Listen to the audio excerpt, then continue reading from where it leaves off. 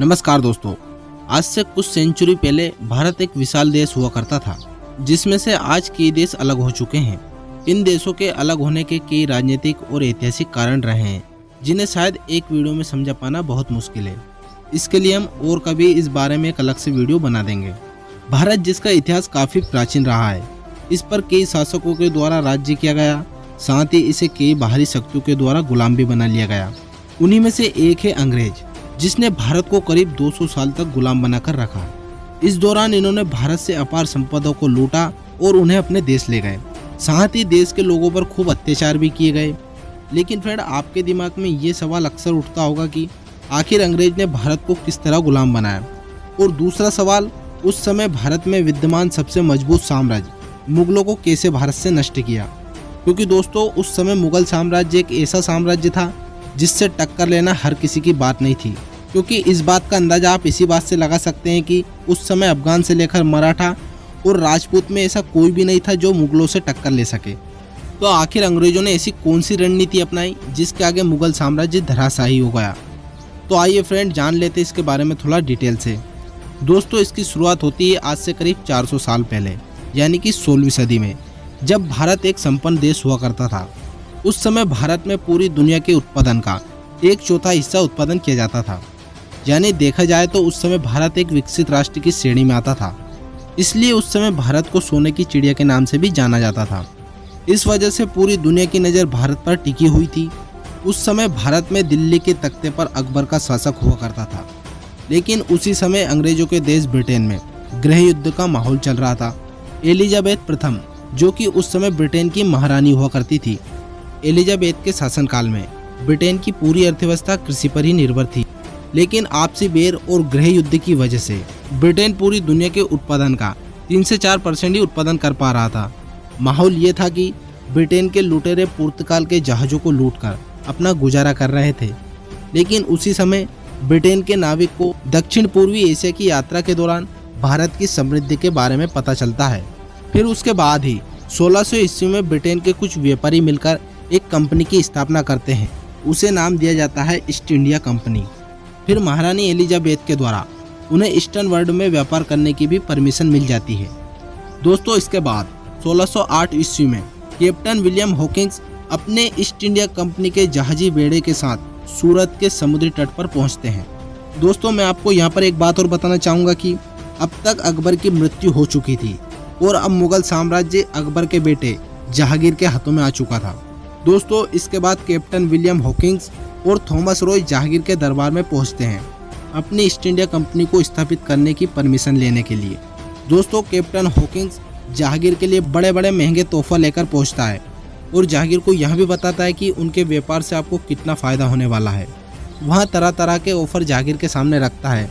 लेकिन जहांगीर डच और पुर्तगालियों के दबाव की वजह से इस प्रस्ताव को ठुकरा देते हैं। लेकिन अंग्रेज इतनी जल्दी हार मानने वालों में से नहीं थे। अंग्रेज अपने प्रस्ताव में और बदलाव करते हैं और इसमें और भी बेहतर डीलों को जोड़ते हैं, जिससे 1617 में आखिरकार जहांगीर अंग्रेजों को रॉयल परमिशन दे ही देते हैं। इस रॉयल परमिशन से अंग्रेजों को मुगल साम्राज्य में व्यापार करने की अनुमति मिल जाती है। अंग्रेज इसके बाद एक एक करके सूरत, मद्रास, मुंबई, कोलकाता और पटना आदि जगहों पर अपनी फैक्ट्री स्थापित कर देते हैं। दोस्तों, इस फैक्ट्रियों की वजह से इनके आसपास शहरीकरण बढ़ने लगता है और इंडिया के दूर दूर से व्यापारी और ट्रेडर्स यहाँ पर आकर बसने लगते हैं और कई भारतीय भी इन कंपनियों से जुड़ने लगते हैं। यहाँ देखकर अंग्रेजों का लालच बढ़ने लगता है। पहले ये यहाँ पर केवल व्यापार करने ही आए थे, लेकिन अब भारत की सत्ता भी हथियाना चाहते थे। इस वजह से इन्होंने 1686 ईस्वी में मुगलों के खिलाफ जंग का ऐलान कर देते हैं। लेकिन अंग्रेजी सेना मुगलों की सेना के आगे टिक नहीं पाती है और इस लड़ाई में अंग्रेजों को बुरी तरह हार का सामना करना पड़ता है। अब चूंकि इस लड़ाई से अंग्रेजों को यह सीख मिल चुकी थी कि भारत की सत्ता को सीधे लड़ाई लड़कर कभी भी हासिल नहीं किया जा सकता है, इसलिए उन्हें दूसरी रणनीति अपनानी होगी। इसलिए इन्होंने फूट डालो और राज करो की नीति का सहारा लिया। सबसे पहले अंग्रेज औरंगजेब के दरबार में पहुंचे, औरंगजेब के आगे हाथ जोड़कर माफ़ी मांगते हैं और आगे ऐसी गलती न करने की कसम खाते हैं। औरंगजेब भी उन्हें 15,000 रुपये का जुर्माना लगाकर माफ़ कर देते हैं और यही माफ़ी भारत को 200 सालों तक गुलामी की जंजीर में जकड़ने का कारण बनती है। दोस्तों, 1707 में औरंगजेब की मृत्यु हो जाती है और औरंगजेब की मृत्यु के बाद मुगलों में सत्ता पाने के लिए लड़ाइयाँ और संघर्ष होने लगता है, जिसकी वजह से यह सत्ता कमजोर और अयोग्य लोगों के हाथों में चली जाती है, जिसका फायदा अंग्रेज उठाते हैं। 1717 ईस्वी में फारूक शाह एक फरमान निकालते हैं, जिसमें अंग्रेज एक निश्चित रकम देकर साल भर बिना टैक्स के पूरे मुगल साम्राज्य में व्यापार कर सकेंगे, जिसका अंग्रेजों के द्वारा मिसयूज किया जाता है। उसी समय 1739 ईस्वी में पर्सिया के शासक नादिर शाह भारत पर आक्रमण कर देता है। उस समय दिल्ली के शासक मोहम्मद शाह इस युद्ध के लिए बिल्कुल भी तैयार नहीं थे। इस वजह से नादिर शाह दिल्ली तक आसानी से पहुंच जाता है और 70 करोड़ की धन संपत्ति, कोहिनूर हीरा और मसूर सिंहासन तख्ते ताज को लेकर वापस लौट जाता है। इस हार से मुगल साम्राज्य को काफी लॉस होता है। इधर अंग्रेज अपना शासक स्थापित करने के लिए सबसे पहले बंगाल के नवाब को हटाने की प्लानिंग करते हैं, लेकिन अभी भी अंग्रेज इतना मजबूत नहीं हुआ था कि वहां बंगाल के शासक सिराजुद्दौला से सीधी लड़ाई लड़ सके। इसलिए उन्होंने यहाँ पर फूट डालो और राज करो की नीति का सहारा लिया। बंगाल के नवाब का प्रमुख सेनापति मीर जाफर को अपने साथ मिला लिया और यही वजह रही साल 1757 में हुए प्लासी के युद्ध को अंग्रेजों के द्वारा आसानी से जीतने की, और बदले में मीर जाफर को बंगाल का नवाब बना दिया गया। इधर मराठा जोश में आकर मुगलों के साथ हाथ मिला लेते हैं। अब मुगलों की समस्या मराठों की समस्या बन गई थी। इधर नादिर शाह के मरने के बाद उसका जनरल अहमद शाह अब्दाली फिर से दिल्ली पर आक्रमण करने वाला था। अहमद अली को रोकने के लिए मराठों की सेना आगे आती है। इसमें मराठों को बुरी तरह हार का सामना करना पड़ता है।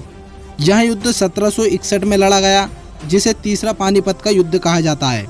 इस युद्ध से यह तो साबित नहीं हो पाया कि भारत का अगला शासक कौन बनेगा, लेकिन यह जरूर साबित हो गया कि कौन भारत का शासक नहीं बनेगा। इस तरह मुगल साम्राज्य और कमजोर होने लगता है और ब्रिटिश इसका पूरा फायदा उठाते हैं।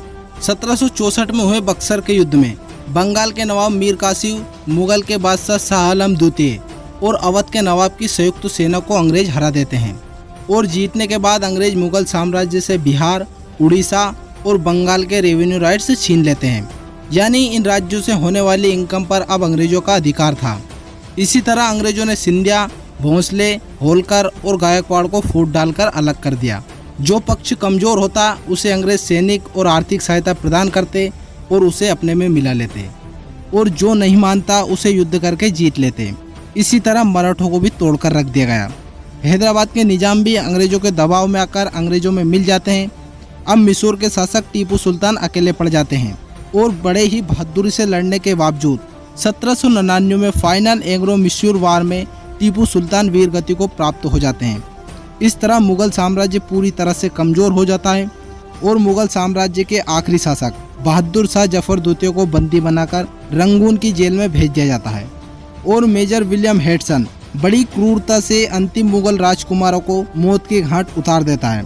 तो दोस्तों, इस तरह मुगल साम्राज्य भारत से हमेशा के लिए नष्ट हो जाता है। आई होप कि इस वीडियो से आपको थोड़ा बहुत नया सीखने को मिला होगा। यह वीडियो अच्छी लगे तो वीडियो को लाइक और चैनल को सब्सक्राइब जरूर कर देना। मिलते हैं नेक्स्ट वीडियो में, तब तक रखिए आप अपना खूब ख्याल। जय हिंद।